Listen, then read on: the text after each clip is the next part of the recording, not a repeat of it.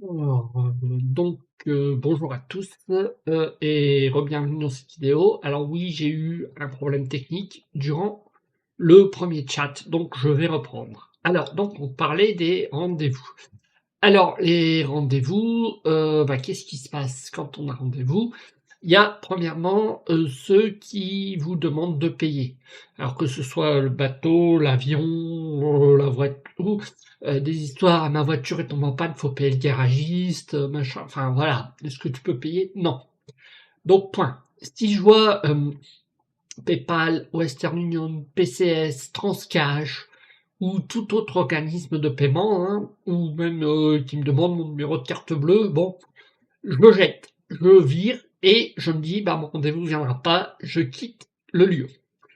Ensuite, comme je donne rendez-vous dans les lieux publics, il y a deux autres solutions. Soit c'est quelqu'un d'autre qui vient et donc souvent c'est pour de la prostitution, des choses comme ça, donc il me demande si je veux une fille, machin. Je peux lui dire, bah non, j'ai pas demandé de fille, je sais pas quitter, dégage quoi, ça va bien, hein, voilà. Voilà. Après, il y a ceux qui viennent pas. Donc, bah, c'est pareil, après avoir passé 1 heure ou 2 dans le lieu public, c'est tout, je m'en vais, point, mon rendez-vous viendra pas. Bah, c'est tout, il vient pas, il y a pas de message, bon, bah, tant pis, voilà, j'ai perdu mon temps, j'ai bu un café dans un bar, bon, voilà, point. Bon. Ensuite, donc quatrièmement, il y a le rendez-vous qui vient. Là, je peux voir si c'est la bonne personne ou pas. Si c'est la bonne personne, ben je peux discuter avec, boire un deuxième café par exemple, ou voilà.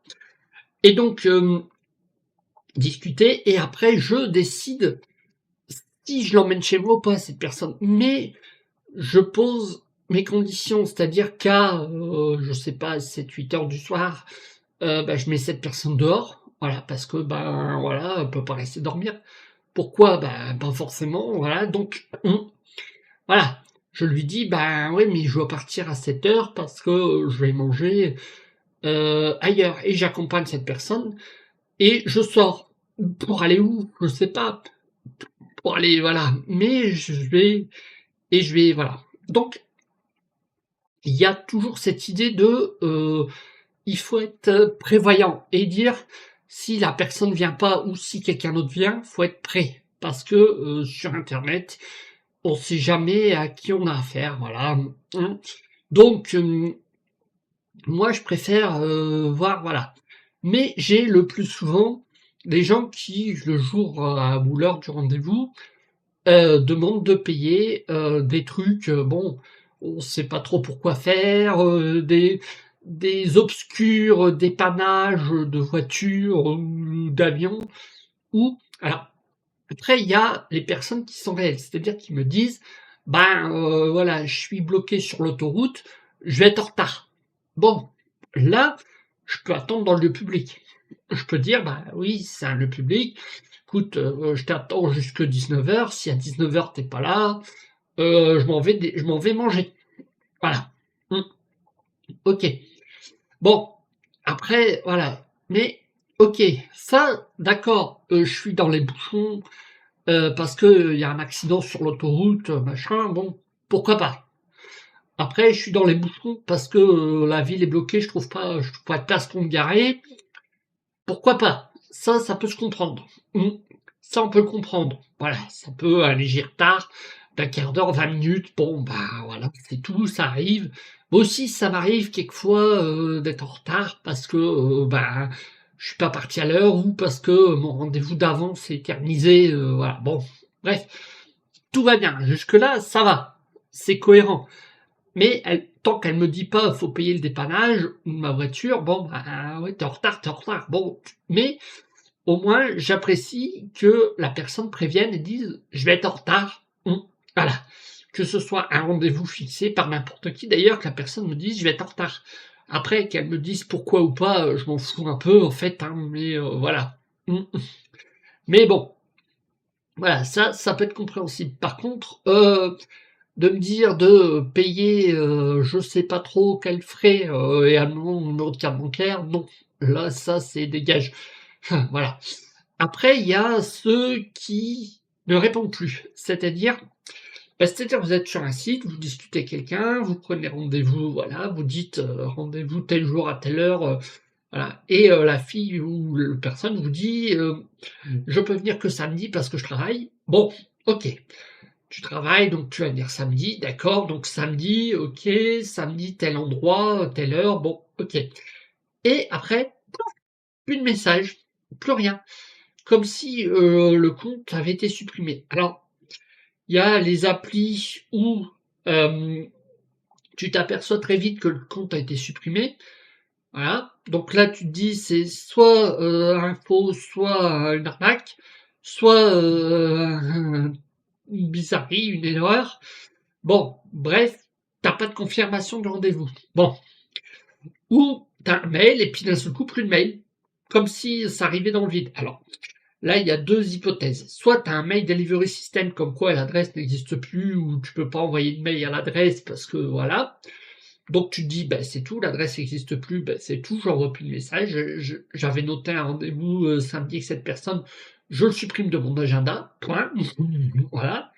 Je ferai autre chose samedi. Bah, alors, ok, ça m'a pris le week-end parce que j'aurais pu aller chez mes parents ou tout ça, mais bon, voilà. C'est bon, voilà.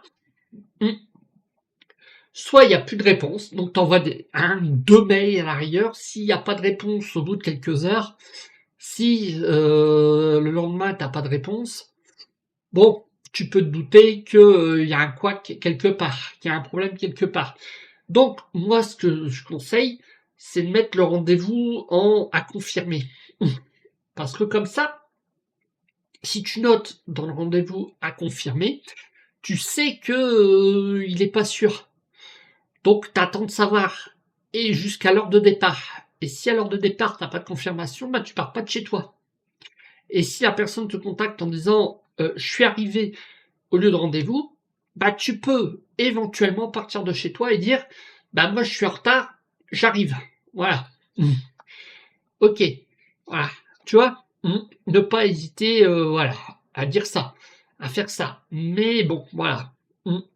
Et donc voilà. Donc moi je suis plus ou moins très carré, donc je détecte facilement les faux profils. Alors par exemple, il y a des faux profils qui disent qu'ils sont à Lille dans les profils, hein, et quand tu vois le faux profil et quand tu vois l'adresse IP ou les connexions, alors donc voilà, donc les problèmes techniques sont revenus, voilà. Nous étions en train donc de parler des faux profils. Alors il y a plusieurs types de faux profils. Il y a d'abord ceux qui marquent qu'ils habitent à côté de chez toi, alors que bah, quand tu regardes bien, tu as des trucs Afrique, ou t'as que des Africains sur le profil, ou des Africaines d'ailleurs, mais bon, voilà.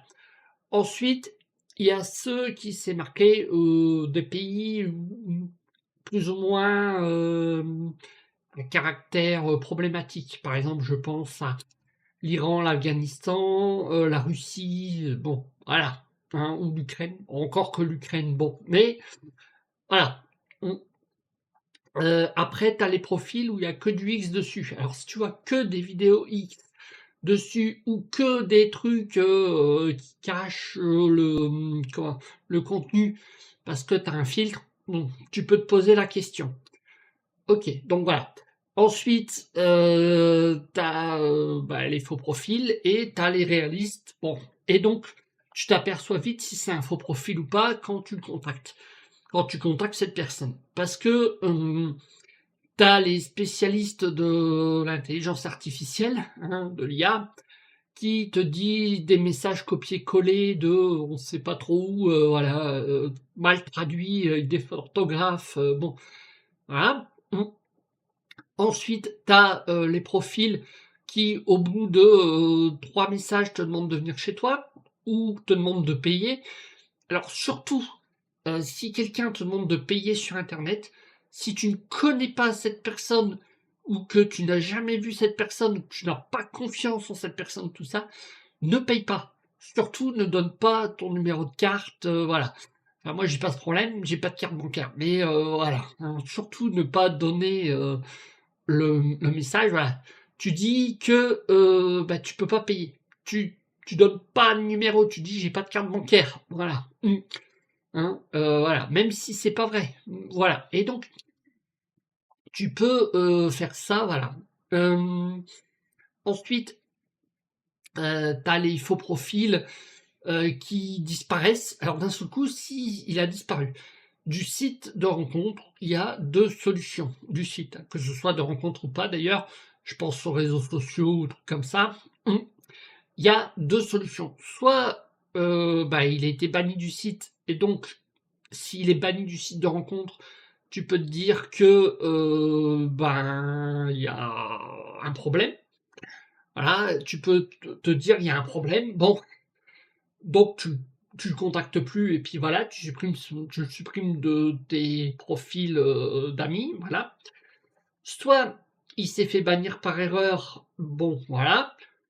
Ou alors il a disparu parce que bah il y a une autre raison. Il a trouvé l'amour, ou il a trouvé quelque chose d'autre, ou il a trouvé une nouvelle victime à plumer, voilà. Bon, tu peux aussi te poser la question. Voilà, parce que en général, les sites ne bannissent pas comme ça subitement d'un seul coup. Ils te préviennent, ils te disent, bah voilà, telle personne a porté plainte ou une plainte a été déposée contre ton profil, voilà, ou un signalement ton profil a été signalé, voilà, pour telle ou telle raison, nous le vérifions, voilà. Si t'as pas ce message, bon, voilà, et que t'es banni d'un seul coup, bon, et que le profil est banni comme ça d'un seul coup, sans te prévenir, il y a un problème, voilà. S'il disparaît comme ça, bon, voilà. Parce que normalement, bon, ceux qui bannissent, si c'est pas des robots, ils préviennent en disant attention, faut pas dire ça, faut pas faire ça, faut supprimer telle ou telle photo, telle ou telle vidéo, bon, voilà. Donc, il y a quand même des préventions, je pense, aux réseaux sociaux, voilà. Tu reçois des plaintes, j'en reçois régulièrement, hein, machin, c'est plein de votre photo, bon, voilà. Bah, c'est tout. Si sur la photo il y a rien, j'ai mis un chien ou un chat ou une licorne, bon, voilà, hein, bon, voilà. Par contre, si la photo est plus controversée, bah, je la supprime, point. Et puis voilà, point. Et puis voilà, je supprime la photo, la plainte disparaît, et puis voilà, point. Par contre, bon, il y a des sites, tu te retrouves banni, tu sais pas pourquoi, tu des plaintes, tu sais pas pourquoi. Bon, bah là, tu dis, c'est soit un faux profil qui te fait chier parce que tu lui réponds pas assez vite, ou parce que tu réponds pas, ou voilà, ou ou tu l'as fait bannir du site parce que tu l'as dénoncé, voilà. Mais surtout, il ne faut pas hésiter à dénoncer les faux profils au site. C'est-à-dire que vous allez dans Contact, vous contactez le site et vous dites, ben, ce profil, voilà, cette personne, ce profil de tel nom, éventuellement un lien internet vers le profil, ou ne correspond pas au standard du site parce que voilà, j'ai une photo une copie d'écran des messages, il me demande de payer. Voilà. Et le site fera le nécessaire de bannissement ou pas. Voilà. Et il décidera si voilà. Donc voilà. C'est tout ce que j'avais à dire pour le moment et je reviens en live bah, très vite, hein, demain. Voilà.